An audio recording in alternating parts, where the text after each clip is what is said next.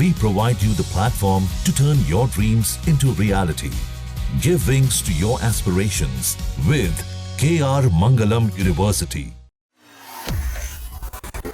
पाकिस्तान की काली करतूतों को बेनकाब करने का जिम्मा इन दिनों भारत के ऑल पार्टी डेलीगेशन ने उठा रखा है। इसी कड़ी में जब भारत का डेलीगेशन दक्षिण अफ्रीका पहुंचा तो पाकिस्तान में पलने वाले आतंकवाद की कहानी सुनकर वहां की सरकार तक हिल गई। भारत के प्रतिनिधियों ने साफ किया कि ये बात किसी से नहीं छिपी कि पाकिस्तान ही आतंकवाद की जननी है। वहां भाजपा सांसद अनुराग ठाकुर ने सीमा पार आतंकवाद पर कड़ा संदेश दिया। सुनिए जरा वो क्या कह रहे हैं। We stand together as we are the victim of cross-border terrorism. And the message is very loud and clear.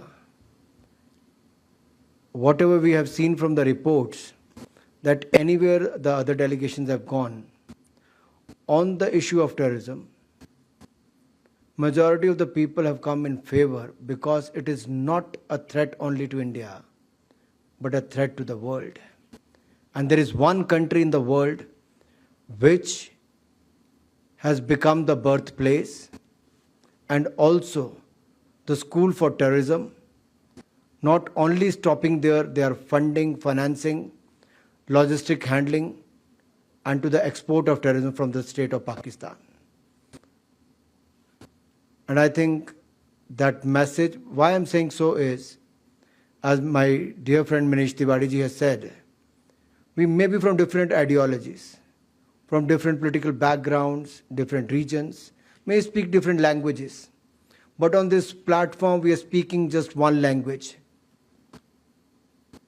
Language of India against terrorism, exposing the role of Pakistan. देखिए, आज संसदीय प्रतिमंडल कॉन्स्टिट्यूशनल हिल जो संवैधानिक पहाड़ है, यहाँ पे एक बहुत ही भयानक जेल हुआ करती थी जिसमें महात्मा गांधी और नेल्सन मंडेला को गिरफ्तार किया गया। यहाँ पर कई साल रखा गया, यातनाएं दी गई, प्रताड़ना की गई। वहाँ पे हम महात्मा गांधी जी को और नेल्सन मंडेला को नमन करने के लिए आए थे।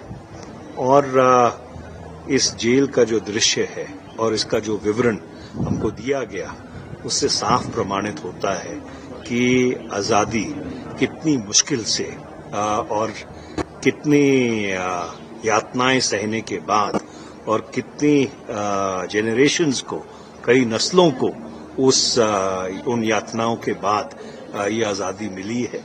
और ये एक जीता जागता प्रमाण है कि जब दक्षिण अफ्रीका में रंग भेद की सरकार थी, रंग भेद की नीतियां यहाँ पे क्रियान्वित की जाती थी, तो जो भारतीय मूल के लोग हैं, जो अफ्रीकी मूल के लोग हैं, उनके साथ किस बर्बरता से और जानवरों की तरह व्यवहार किया जाता था।